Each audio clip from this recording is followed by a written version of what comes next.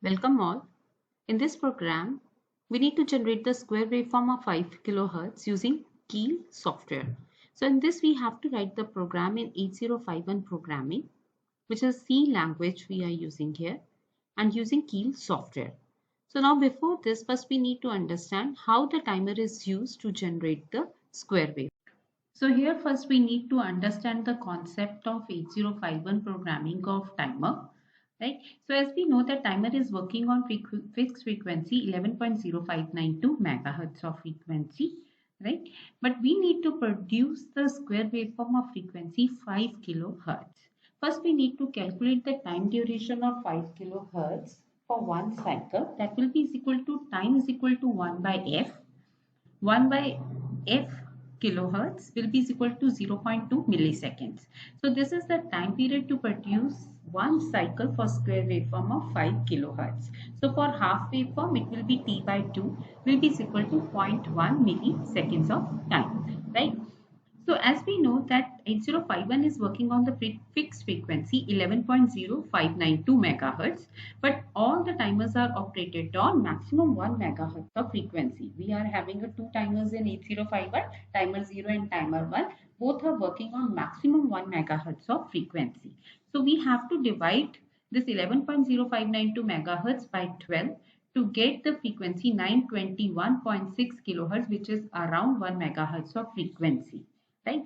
So time to produce this 921.6 kilohertz frequency will be 1 by f will be is equal to 1.085 of microsecond, which is fixed for all the timers, right? So timer generates the frequency for the time period of 1.085 microsecond. But we need to generate a square waveform for the time period of half wave cycle 0.1 millisecond, which is more than 0.085 microsecond. So for this we need to add a number of counts to give the delay in half wave cycle, right? So for this we need to divide time period for both the waveforms. 0.1 millisecond will be divided by 1.085 microsecond will be equal to 92 counts. This means we need to give 92 counts to generate a square waveform of 0.1 millisecond from 1.08 microseconds, right? So then we need to load the value into register from where the count will start and it will reach to the maximum count. As we know that timer is a 16-bit timer, right?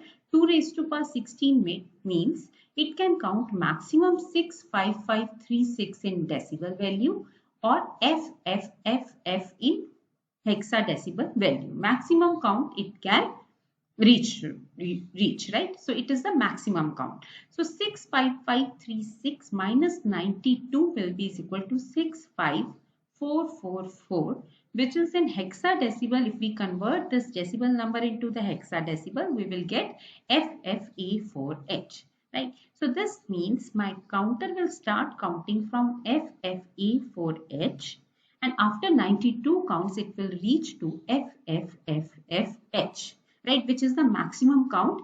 After reaching to the maximum count, my timer will be overflowed and it will stop counting, right? So we need to load this value into the register so that timer should start counting and the waveform for 0.1 millisecond can be produced after 1.085 microseconds. So it will be giving the delay of 0.1 millisecond to produce the square waveform of 5 kilohertz, right? So now to load this value of hexadecimal, higher byte will be loaded into the higher byte register, which is called as TH. So it will load the higher byte FFH. Lower byte A4 will be loaded into the lower byte register. So these registers are different for timer 0 and timer 1. So total we are having 4 registers to load the lower byte and higher byte data of timer 0 and timer 1. Except this, we are having 2 more special function registers, TCON and TMOD, which is used in the programming part that I am going to explain you, right? So we are having 6 special function registers which will be used in the timer, right? So this is the TMOD. In TMOD, it is explained. So we are going to use which timer, right?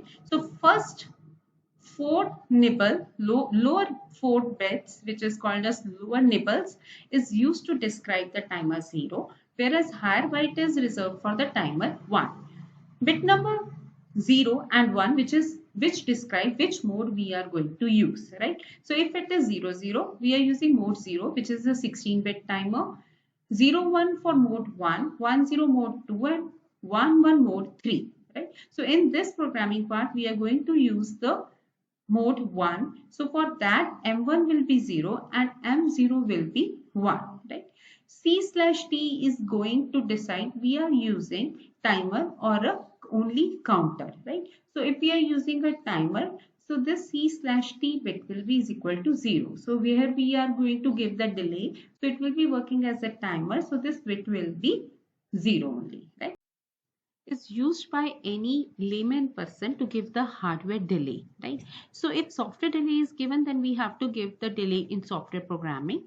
If any layman person is there, those who does not know how to do the programming, they can give the delay by using this gate function, right? So for timer 0, this 4 lower nibbles are used, and if we are using timer 1, then this higher nibble will be used. Now we are going to do a programming using Keil software. So here I'm using a Keil Microvision. So my version is 5. So to start a programming in Keil, first we need to click here on project, go on new projects. When we will go on the new project, we need to give the name of our project. If I'm giving SW, because I'm going to generate a square wave, so I'm giving a name SW. So here I need to select the IC. So we are going to write a program in 8051. So for 8051, 8089C51 IC we are going to select. So this is for 8051 IC. As we select the file, we does not need to copy it to any project folder. So we'll be clicking here no. Now we need to write a program. So we need to clear here editor. So in editor window, as I have already here programmed, so this is the program to generate a square waveform, which I'm going to explain you. So first we need to save this file as a C, because this is a C program we have written for 8051. So we need to first save this file, go on the save as. So our folder name is SW. We need to save this file as a C language. So here the C file is generated, right? So now I have written this program in a C. My folder is C. That this folder, I need to add it into my project, which is the square waveform. To add this, I need to go on the target. So to add the C file, click here on the source group. Add existing file to the source group. So because we need to add the C file to this, so now the project name is SW. So my C file will be added to this soft source group. So if I click here, you see square waveform. So C file is added into the source group and project the square waveform, right? So this is the C program. So as per this program, as we know that 8051 is working on 11.0592 frequency. So we need to set 8051 frequency also by clicking on the target. Click on the target here. Go on the options. In option field, you will see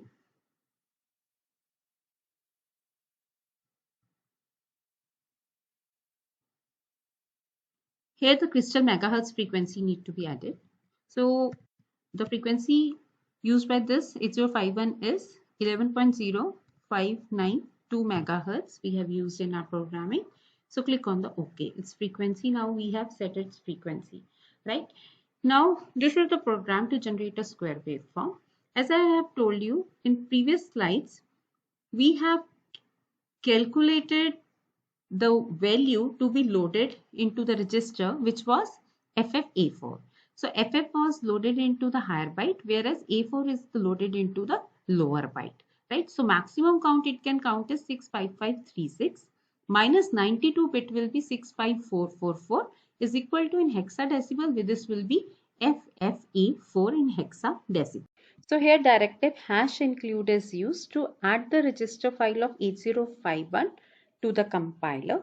Then we have used the bit addressable instruction, which is S bit, right?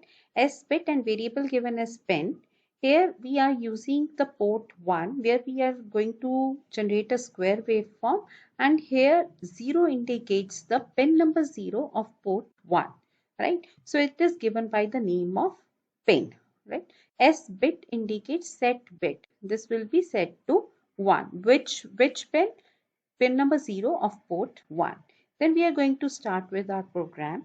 So first here we will clear the port 1. So all the pins of port 1 will be first cleared to 0. Then we are using the TMOD register.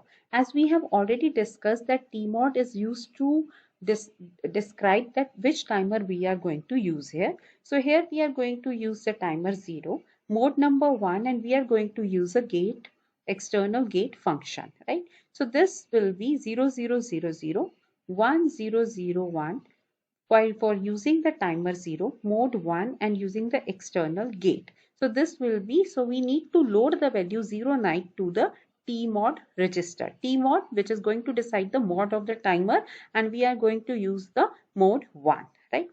So then lower byte of the count will be loaded into the lower byte of register TL0, and higher byte will be loaded into the higher byte, right? So here first we will be sending logic 1 to the pin. Pin is pin number 0 of the port 1. Then we need to run the timer by using TR0. So this bit is used in TCON register of the timer to run the timer. So if it is used TR0 means the timer 0 will be run to 1, right? So it will be sending 1, logic 1 on the square waveform, and we will turn on the register. So when we turn on the timer, it will start counting from FFA4, and it will be reaching to FFFF, which is the maximum count.